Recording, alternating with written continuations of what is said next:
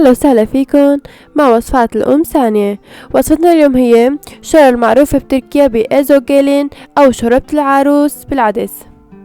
المكونات: معلقة صغيرة نعناع، معلقة دبس بندورة أو فليفلة، نصف كوب صغير عدس، معلقة ونص برغل، معلقة رز، نص ليمونة، معلقة صغيرة فلفل أسود، 3 معالق زيت زيتون، معلقة زبدة.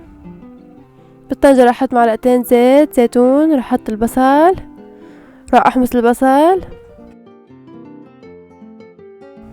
راح احركه حتى يذوب البصل. حطيت الثوم انا. هلا راح احط البرغل، راح احط الرز،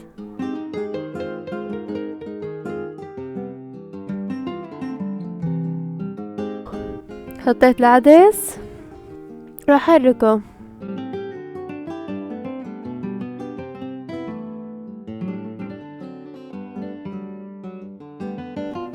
راح احركه حوالي دقيقة. انا خليتهم دقيقة. هلا راح احط المي. انا راح اضيف مي سخنة.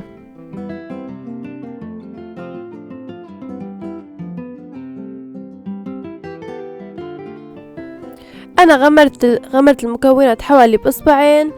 بعدين شوي تاني لبعد ما يغلي. اذا لقيت المي قليلة فيني اضيف كمان.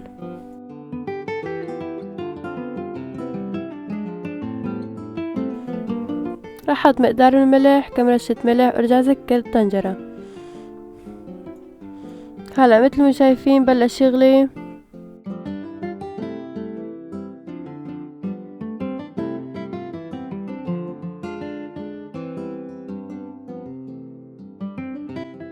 راح اهدي الغاز.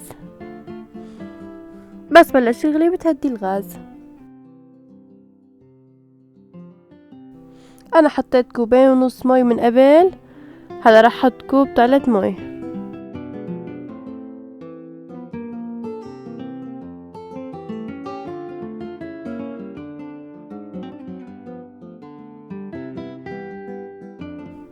حطيت حوالي 4 أكواب مي.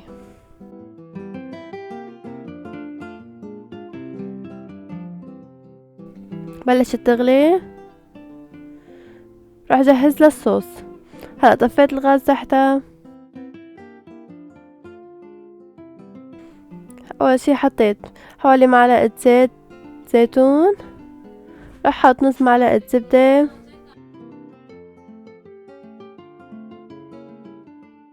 حطيت معلقة دبس بندورة وفليفلة.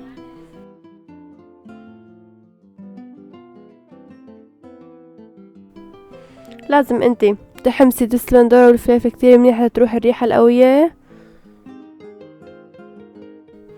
حوالي خليته دقيقتين، حمستها على الغاز مع الزيت.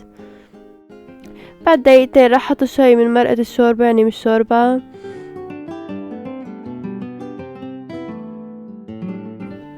راح احط الفلفل الاسود، حط معلقة فليفلة،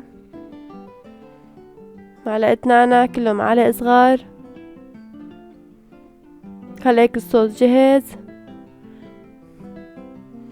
راح اسكبها مع الشوربة.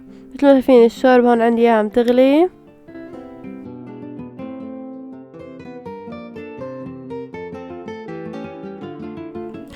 انا اخذت مني الشوربة 5 اكواب مي، ضفت لها 5 اكواب مي لحتى قالت هذا القوام. اذا تحبي فيك تسويها امرأة او اسمك. هلا هيك بكون جهزت. الف صحة وهنا.